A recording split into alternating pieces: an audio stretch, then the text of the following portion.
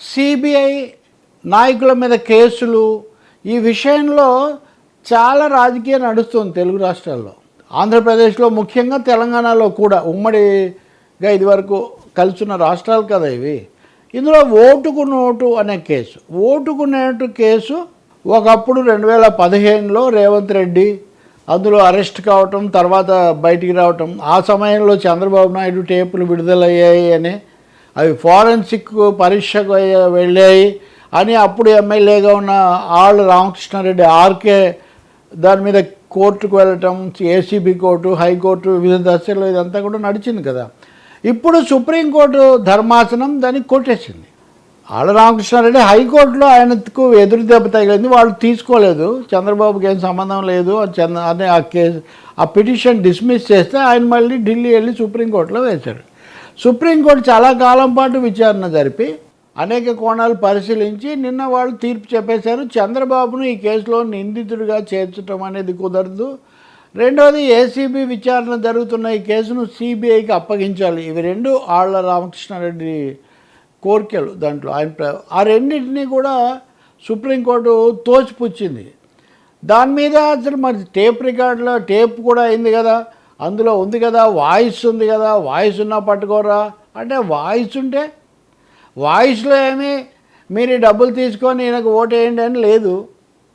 మీకు ఏమేమి కమిట్మెంట్స్ ఇచ్చామో ఆ కమిట్మెంట్స్ అన్నీ పాటిస్తారు, మీరు ధైర్యంగా సరైన నిర్ణయం తీసుకోండి అని చంద్రబాబు చెప్పినట్టుగా అందులో ఉంది.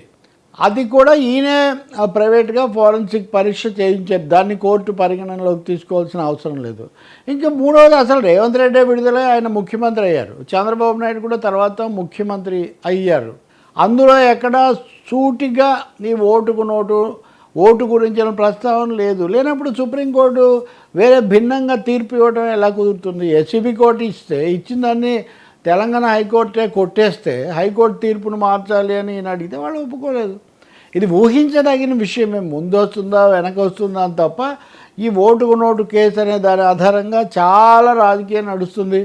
చంద్రబాబు ఇరగాటంలో ఉంటాడు, రేవంత్ రెడ్డి కూడా దానికోసమే లోబడి ఉంటాడు. ఇట్లాంటి చర్చ అంతా కొంతకాలం పాటు, చాలా కాలం వైసీపీ చేస్తూనే ఉంది, బీఆర్ఎస్ కూడా చేసింది. కానీ ఇప్పుడు అక్కడ అదేమీ జరగలేదు. సుప్రీంకోర్టు చెప్పేసింది చంద్రబాబు నిధిలో చేర్చేది లేదు, సిబిఐకి అప్పగించేది లేదు. రేవంత్ రెడ్డి మీద ఉన్న విచారణ ఏదో స్థాయిలో జరగవచ్చు, ఆయన ఎలాగో కోర్టులో ఎదుర్కొంటున్నాడు.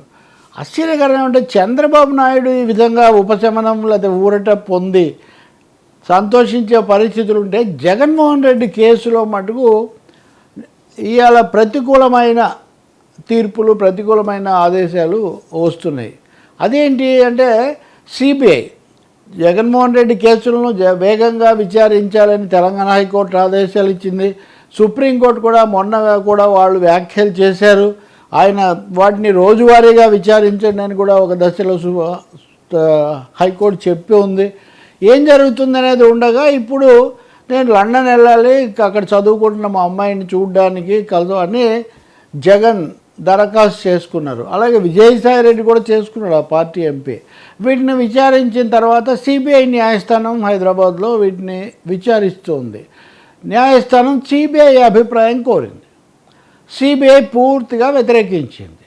ఎందుకు వాళ్ళు ఏమంటారంటే, ఇప్పటికే ఆయన ముఖ్యమంత్రిగా ఉన్నాను, నేను కేసు విచారణకు హాజరు కాలేను అంటుంటే ఇప్పటివరకు ఆలస్యమైంది, ఇప్పుడు మళ్ళీ మీరు కనుక విదేశాలకు పంపిస్తే మరింత ఆలస్యం అవుతుంది, మేము ఎప్పటికి కూడా దీన్ని ముగించలేము, కాబట్టి పంపించకండి అని చెప్పడమే కాకుండా ఆయన పాస్పోర్టు ఒక ఏడాది పాటు విదేశాలకు వెళ్ళే అవకాశం లేకుండా చేయాలని కూడా సిబిఐ సిఫార్సు చేసింది. ఇవి రెండు తీవ్రమైన విషయాలు. ఎందుకంటే విజయసాయి రెడ్డిది వాయిదా పడింది, జగన్ కేసు కూడా 27కు ఆ రోజు చెప్తామన్నారు.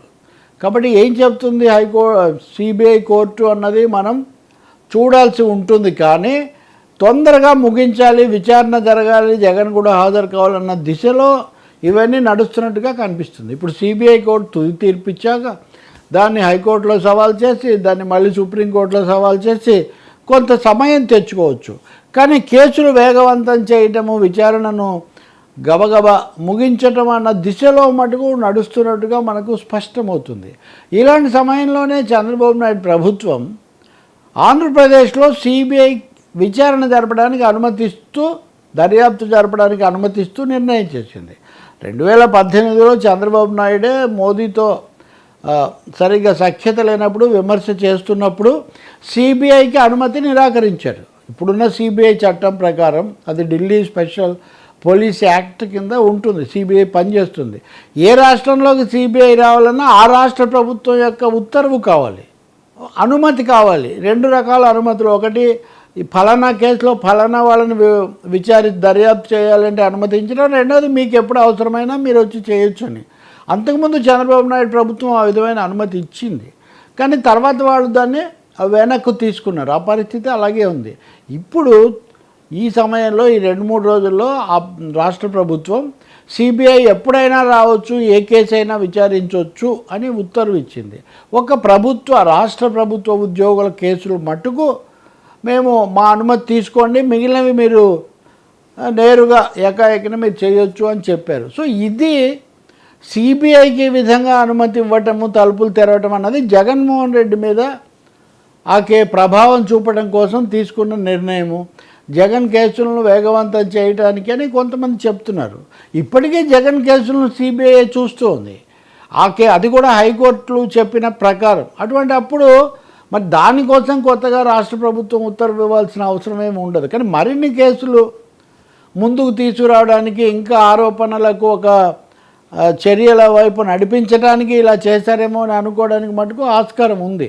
అనేక రాష్ట్రాల్లో అనుమతులు ఇవ్వడం అనేది కేరళలో కానీ, బెంగాల్లో కానీ, ఇంకా కొన్ని ఢిల్లీకి అవకాశం లేదు. ఇంకా కొన్ని రాష్ట్రాల్లో అనుమతి అడిగి రండి, అడగకుండా కాదు అని చెప్తున్న పరిస్థితుల్లో ఆంధ్రప్రదేశ్ మటుకు గతంలో వైఖరికి భిన్నంగా సిబిఐని అనుమతిస్తూ ఉంటే, ఈ సిబిఐ వచ్చి వైసీపీ నాయకుల భరతం పడుతుందన్న పద్ధతిలో టీడీపీ వాళ్ళు కానీ, వాళ్ళని బలపరిచే మీడియా కానీ ప్రచారం చేస్తున్నారు. నిజంగా అలా జరుగుతుందా మనం చూడాల్సిందే.